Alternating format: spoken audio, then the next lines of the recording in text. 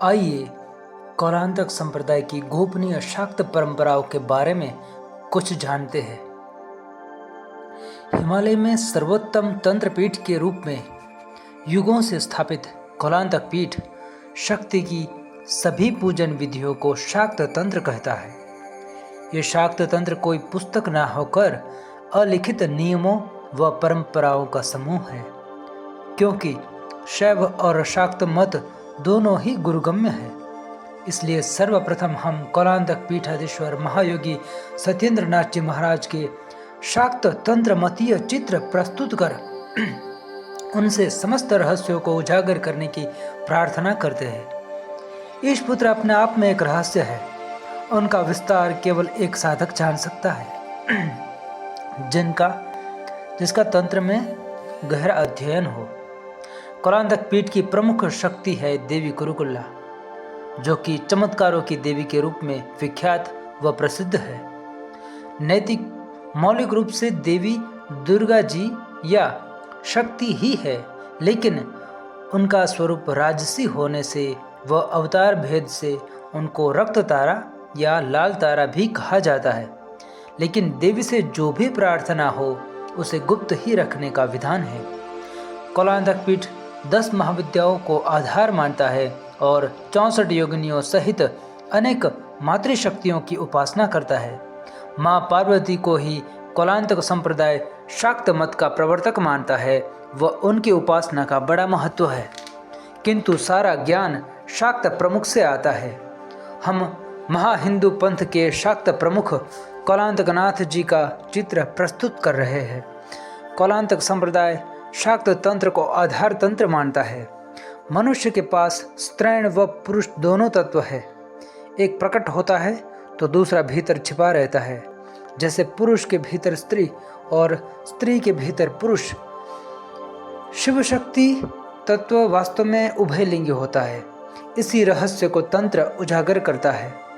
शाक्त तंत्र का सबसे अहम बिंदु ये है कि वो बताता है कि एक पुरुष की पूर्णता स्त्री या स्त्रैण तत्व में है और स्त्री की पुरुष या पौरुष में।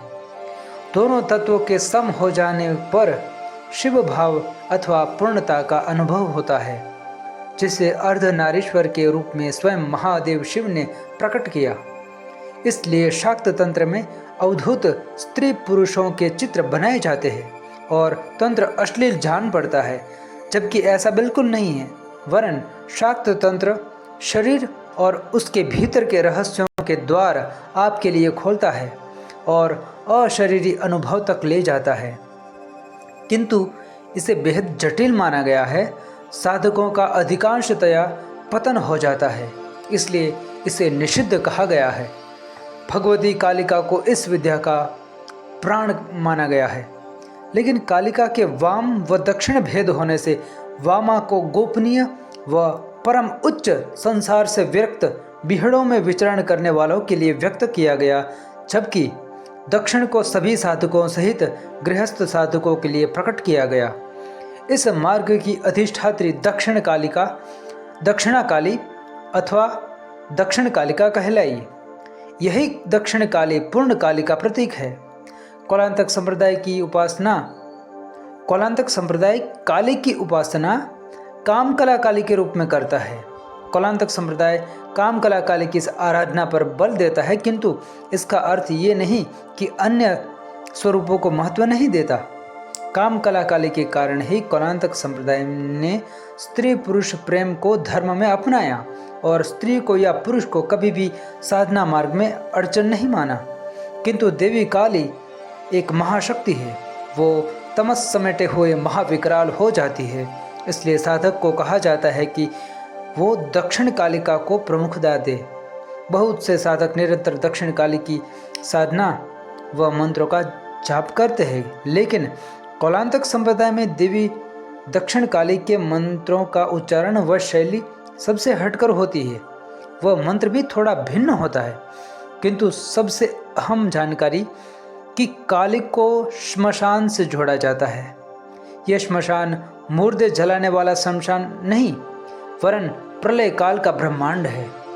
अग्नि तत्व उसकी प्रकृति है और विध्वंस उसका स्वभाव है। लेकिन शक्ति कभी भी मर्यादा के बंधन नहीं तोड़ती।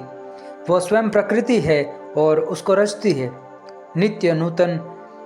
यही रहस्य शक्ति तंत्र है। शक्ति ठहराव नहीं चाहती, वो सक्रियता देती है, उन्माद देती है, लक्ष्य देती है, ताकि तुम शीर्ष पर पहुंचकर माया की बनावट को समझ सको और शिखर के आनंद को अनुभव कर सको, जो अकथनीय है, निराला है, चमत्कार जैसा है। कलांतक संप्रदाय दक्षिण काली की साधना को सबसे पहले संपन्न करने को कहता है, ताकि आप काली कुल की सभी शक्तियों के रहस्य को जानने के लायक हो जाएं। काली कुल में ही 64 कृत्याएँ आती है। तमस रहस्य योगिनियाँ व यक्षिणियाँ भी इससे संबंधित है। शाक्त तंत्र दक्षिण कालिका के गोपनीय स्वरूपों को गुप्त ही रखने की राय देता है। हम भी उसका पालन कर ये आपको नहीं बताएंगे। ये गुरुगम्य है।